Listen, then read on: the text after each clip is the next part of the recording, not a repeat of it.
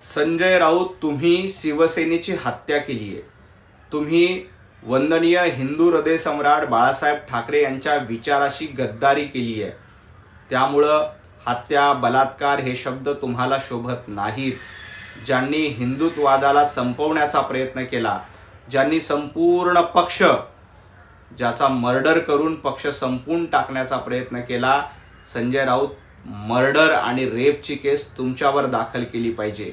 कारण विचारांशी हत्या करणं, विचारांशी गद्दारी करणं हे तुमच्या रक्तामध्ये आहे, हे महाराष्ट्राने बघितलंय. त्यामुळंच तुम्हाला जनतेनं सबसेल नाकारलंय. विधानसभेची निवडणूक असू द्या, महापालिकेची निवडणूक असू द्या, जनतेने कोर्टामध्ये निर्णय दिलाय. त्यामुळे खरे हत्यारी आणि बलात्कारी कोण असतील तर जनाब संजय राऊत आहेत. कारण तुम्ही विचारांची हत्या आणि विचार संपवण्याचं काम केलेलं आहे. परंतु हिंदुत्ववादाचे विचार जोपर्यंत भारतीय जनता पार्टी आहे, महायुती आहे, हिंदुत्ववादाचे विचार तुमच्यासारख्या कितीही लोकांनी संपवण्याचे प्रयत्न केले तरी ते संपणार नाहीत.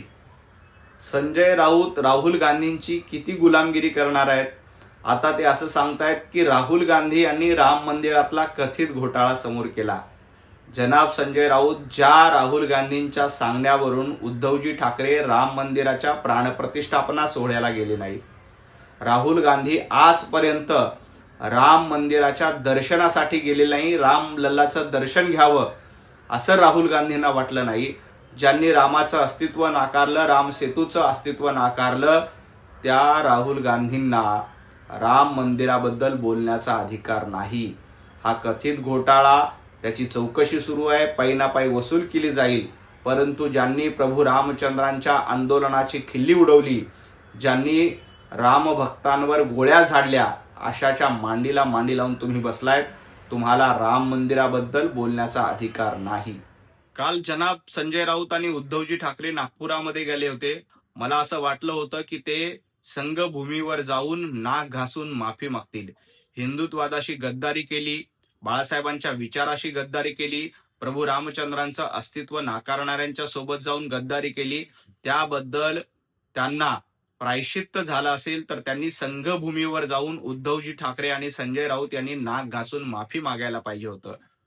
परंतु या रामरक्षा आंदोलनाच्या नावानं पक्षरक्षा आंदोलन करणं एवढंच तुम्हाला जमतंय, त्याच्या पलीकडे काहीही जमत नाही. काल तुम्हाला 2 श्लोक देखील रामरक्षेचे वाचता आले नाही आणि तुम्ही प्रभू रामचंद्रांचं नाव घ्यायला निघालात, रामरक्षा आंदोलन करायला निघालात. उद्धवजी ठाकरे आणि संजय राऊत, वेळ गेलेली नाही.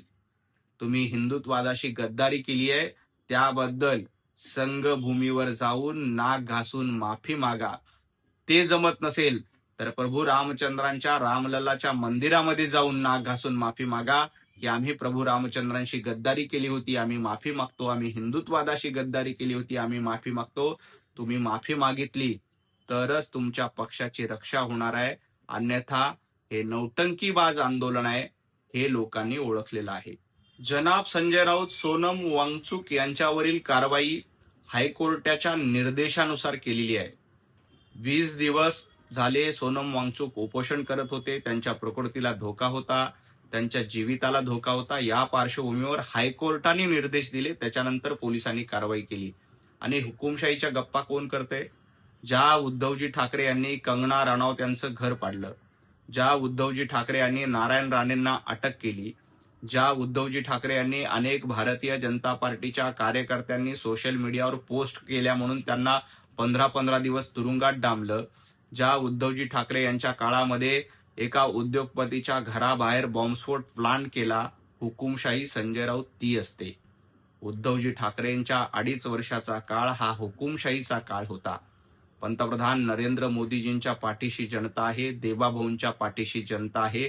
तुमच्यासारखं मनमानी कारभार हा महायुतीचा, भारतीय जनता पार्टीचा नाही. जनता मोदीजींच्या पाठीशी आहे, देवाभाऊंच्या पाठीशी आहे. कोण आचार्य विनोबा भावे आहे हे सांगण्याचा अधिकार संजय राऊत तुम्हाला नाही. तुम्ही स्वतःला आचार्य आत्रे समजताय का? आचार्य आत्रे यांनी महाराष्ट्र एक करण्यासाठी लढा दिला होता. तुम्ही मात्र महाराष्ट्राची वाट लावण्याचं काम करतायत. तुम्ही शिवसेनेची वाट लावली, सगळा पक्ष संपून टाकला. आणि गद्दारीची भाषा कोण करते? 2019ला महायुती म्हणून तुम्ही निवडणुकीमध्ये लढलात, हिंदुत्ववादाच्या नावानं मतदान घेतलं, देवाभाऊंच्या नावानं मतदान घेतलं आणि सत्तेसाठी काँग्रेसच्या मांडीला मांडी लावून बसलात. याला गद्दारी म्हणतात. आणि महाराष्ट्रानं तुमच्यासारख्या गद्दारांना धडा शिकवण्याचं काम निवडणुकीमध्ये केलंय हे संजय राऊतांनी लक्षात घ्यावं. तुम्ही स्वतःला आचार्य आत्रे समजू नका. त्यांच्या नखाची सर देखील संजय राऊत तुम्हाला नाही. तुम्ही महाराष्ट्राची गद्दारी केली आणि पैशाची भाषा संजय राऊतांनी करू नये. माणसं पैशाने विकत घेता येत नाहीत, त्यासाठी प्रेम आणि आपुलकी लागते. दुर्दैवानं संजय राऊत तुमच्याकडे फक्त आणि फक्त गद्दारी, काँग्रेसची गुलामी एवढंच तुम्हाला जमतंय, त्याच्या पलीकडे काहीही जमत नाही. अमित भाईंवर टीका करण्याची संजय राऊत तुमची लायकी नाहीये. ज्या राहुल गांधींच्या पायाशी, काँग्रेसच्या पायाशी अख्खा पक्ष तुम्ही नेऊन बांधला, काँग्रेसची गुलामी करण्यामध्ये आता उर्वरित आयुष्य तुम्ही घालतायत.